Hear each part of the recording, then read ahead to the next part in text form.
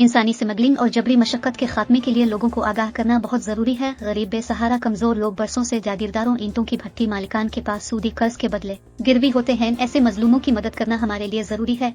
इस सिलसिले में सिविल सोसाइटी, समाजी तंजीमें, पुलिस और मीडिया को अपना किरदार अदा करना होगा। ऐसे लोगों की निशानदेही करके उनको जालिम जागीरदारों और भट्टी मालिकान से निजात दिलाने की जरूरत है, जो गरीबों से मजदूरी तो लेते हैं लेकिन इनको मजदूरी के पूरे पैसे नहीं देते और कर्ज के नाम पर नस्ल दर नस्ल कैद करके रखते हैं। इन ख्यालात का इजहार डिप्टी कमिश्नर बदीन अब्दुल फताह हुलियू ने इंसानी स्मगलिंग और जबरी मशक्कत के खात्मे के लिए कमेटी के इजलास की सदारत करते हुए किया।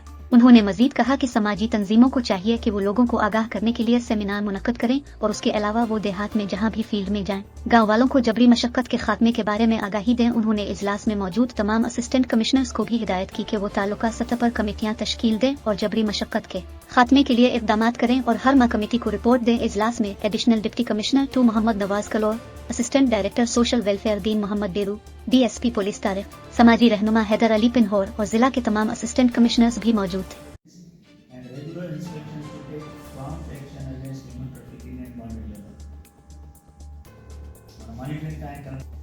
सोचो से सब लोग 4 मीटिंग एसी सामान के ना ठीक है डिपार्टमेंट भी है ना जी ऐसा ना कुछ ऐसा नहीं आता वो तो बोलते करेंगे जियो ना चुंगल में बड़ा मशहूर किसान है ना केड़ा जिम तो